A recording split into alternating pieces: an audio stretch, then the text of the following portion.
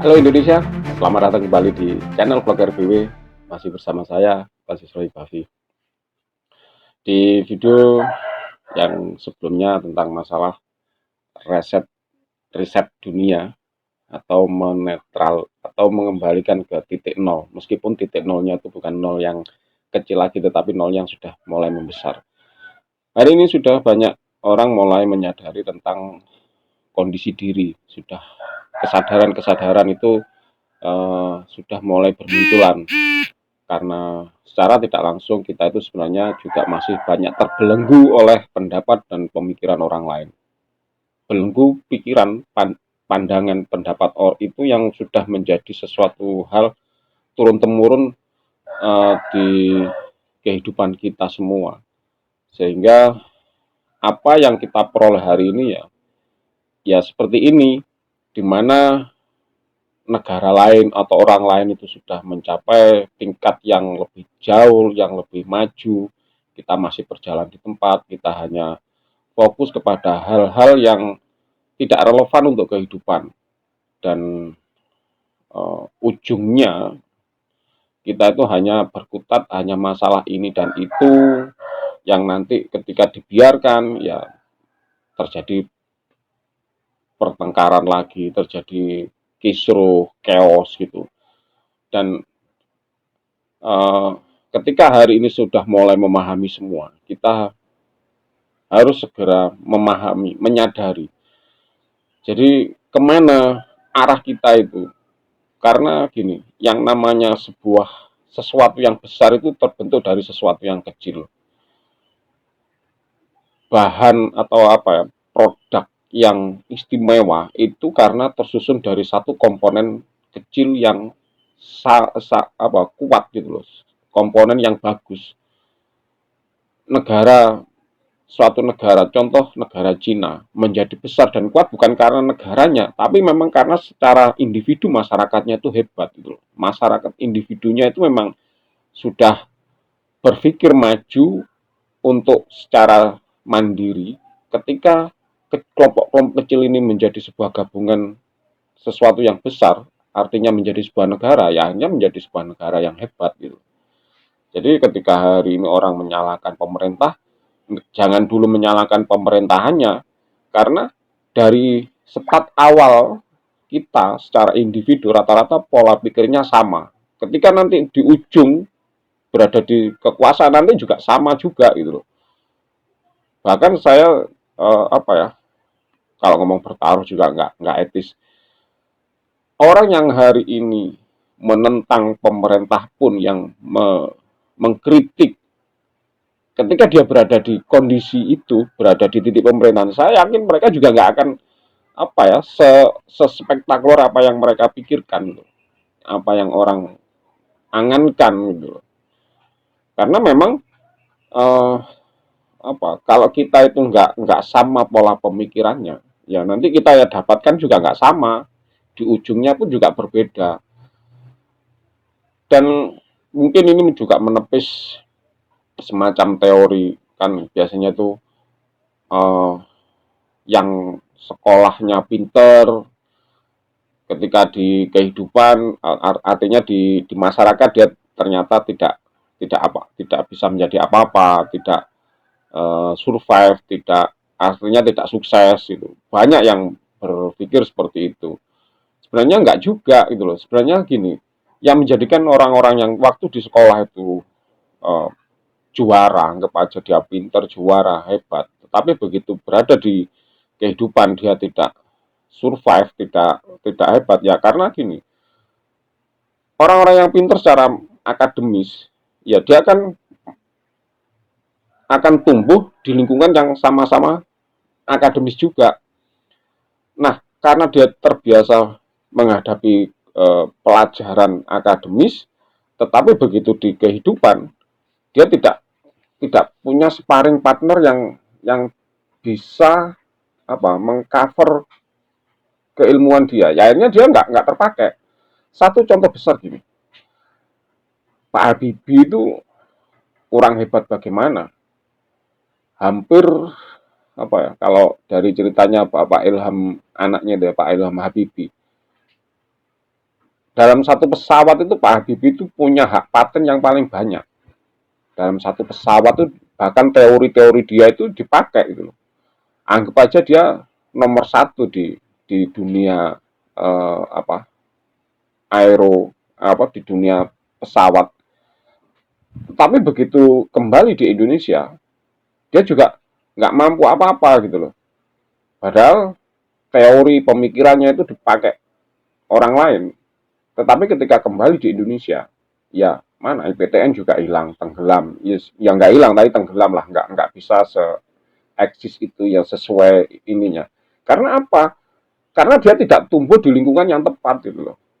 Karena untuk menjadi sesuatu yang besar itu butuh banyak hal.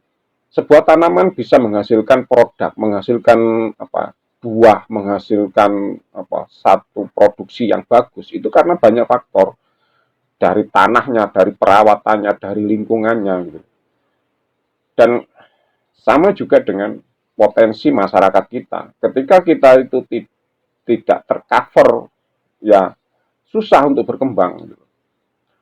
Begitu juga ketika kita mengurus kepada kondisi pemerintahan hari ini, kondisi negara hari ini, kondisi perekonomian kita semua. Biarpun berganti pemerintahan, ketika pola pikir kita yang di bawah tidak sama gambaran kita tentang negara, bagaimana tentang hidup kita, ya nanti juga akan apa carut marut lagi gitu karena pendapat pemikirannya beda-beda gitu. Makanya hari ini kita harus sama-sama menyatukan frekuensi pemikiran bahwa hidup itu jadi sesuatu yang besar, anggap aja negara, itu berawal dari sesuatu prinsip hidup kecil setiap individu. Kalau setiap individu punya prinsip pemikiran sama, nanti menjadi sebuah negara ya juga apa? Tinggal ini sesuatu yang dari prototipe menjadi sebuah produk yang besar. Gitu. Saya pernah membaca sebuah buku marketing. Jadi seorang marketing yang bagus itu katanya dia tidak usah apa bukan memaksa orang apa menjadikan orang itu membeli, tetapi lebih kepada orang itu kepingin yang bagus itu ke sana. Karena nanti begitu orang itu tertarik, artinya gini, marketing itu disuruh menjual itu jangan memaksa, jangan mengajak orang untuk membeli, apa ya, memaksa sehingga orang itu, tapi membuat orang itu bagaimana tertarik. Sehingga ketika orang itu tertarik dengan sendirinya, dia itu akan apa istilahnya, gepok tular itu apa, ke yang lainnya. Dan kita itu hanya cukup satu kali apa ngomong, nanti yang lainnya itu sudah include gitu, sudah apa ikut gitu, seperti magnet. Jadi hari ini yang kita perlukan kepada kondisi negeri kita, pertama adalah bagaimana memahamkan kepada masyarakat semua individu bagaimana kita itu untuk maju. Maju dalam arti gini,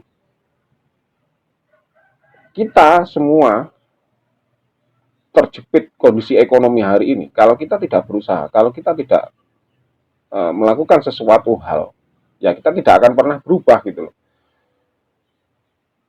Kalau secara individu sudah punya keinginan apa yang harus saya lakukan untuk merubah ekonomi pribadi kan gini.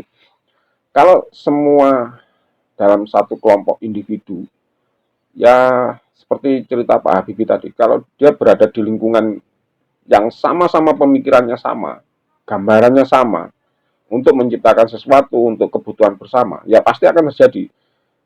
Bahkan di filmnya itu kan juga diceritakan waktu dia mau menceritakan membuat produk, membuat pabrik di Indonesia yang ditertawai sama teman-temannya. Ya kan susah, dia sendiri, yang lainnya enggak. Sama juga di sekitar.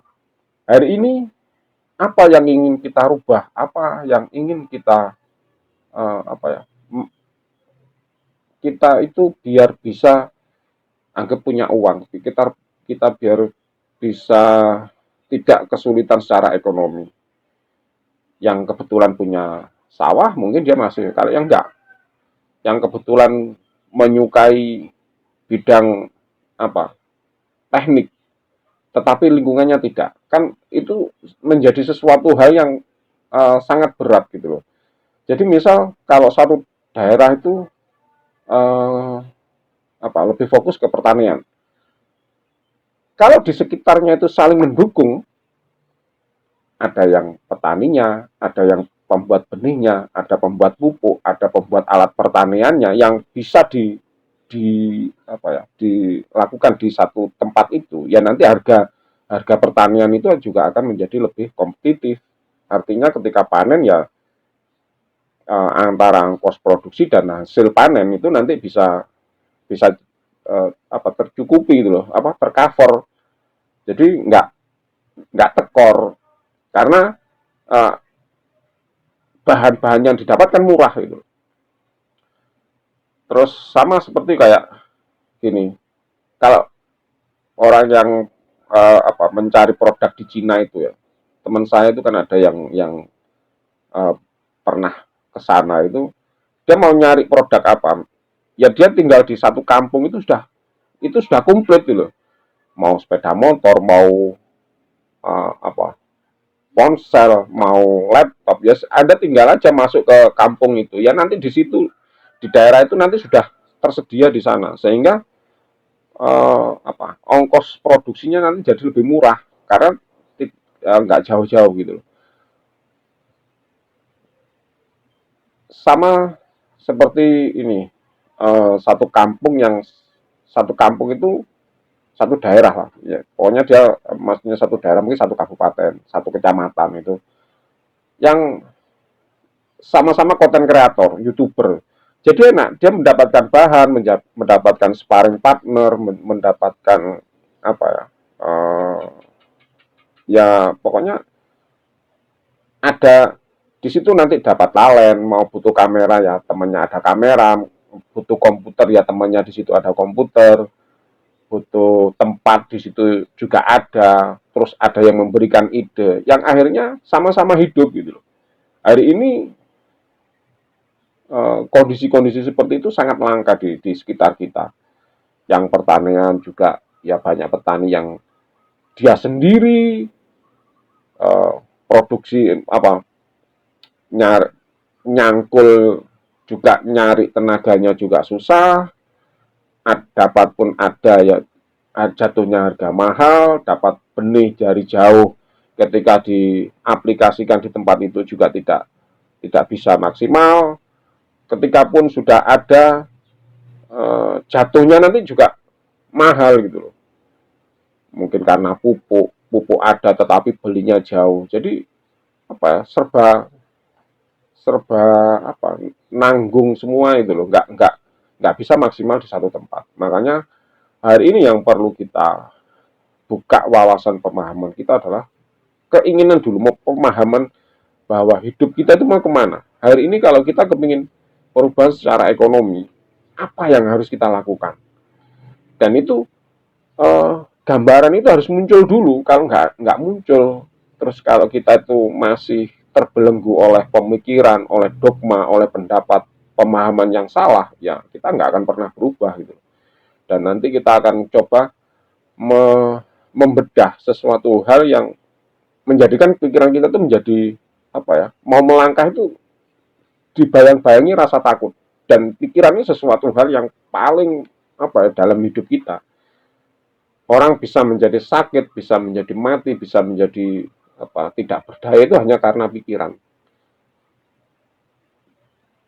Saya itu pernah melihat sebuah tayangan di televisi ya, waktu itu kalau tidak salah Romi Rafael. Seseorang itu dihipnotis.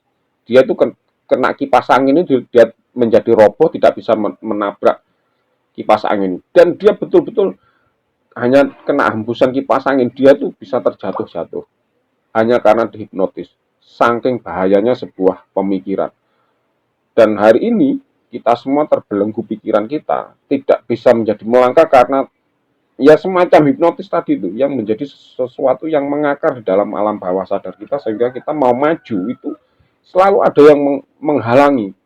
Dan kita semua mayoritas di sini sampai kita itu dikatakan IQ terendah di Asia yang hanya 78, dianggap kita itu sebagai orang yang bodoh. Sebenarnya nggak bodoh, kita nggak lemah, kita nggak idiot, tapi karena kita itu malas untuk berpikir, kita mau melangkah tetapi yang lainnya menghambat, kita mau berjalan yang lainnya merecoki, sehingga sesuatu itu tidak bisa berjalan secara linier, tidak bisa berjalan ya mulus lempeng, nggak bisa. Dan ini yang kita harus segera rubah kondisi-kondisi seperti ini. Dan kita akan coba menetralisir pemikiran-pemikiran seperti itu, pendapat-pendapat pemahaman yang salah yang selama ini masih kita pegang, ya seperti agama, seperti konsep pengetahuan. Bukan hanya agama, pengetahuan pun orang-orang ilmuwan itu juga masih banyak yang terbelenggu oleh pendapat pemikiran orang lain. Kalau Anda melihat di TV atau di tayangan media, orang-orang yang merasa sok pintar membuat pemikiran-pemikiran yang seolah-olah dia itu mampu memberikan sebuah gambaran bagaimana tentang sebuah negara. Itu loh hanya teori. Toh mereka, saya yakin mereka itu kalau suruh jalan juga nggak akan sesuai ekspektasi kita, sesuai gambaran dia gitu. Karena kondisi real lapangan tidak seperti teori. Apalagi teori-teori yang didapatkan itu adalah teori orang lain, bukan teori masyarakat yang ada di sekitar kita. Oke, demikian video kali ini. Semoga sedikit kita buka sedikit demi sedikit belenggu-belenggu yang mengganggu pikiran kita. Yang nanti kita itu sama-sama mendapatkan sebuah masyarakat yang terbuka, yang akhirnya kita itu melangkah. Ketika itu melangkah, wah, rasa percaya diri kita itu akan jauh lebih hebat, jauh lebih bagus, dan kita akan menjadikan sebuah kehidupan yang jauh lebih harmonis, jauh lebih elegan dan hebat. Terima kasih, sampai jumpa lagi di video selanjutnya. Tetap semangat untuk menjadi Indonesia yang hebat.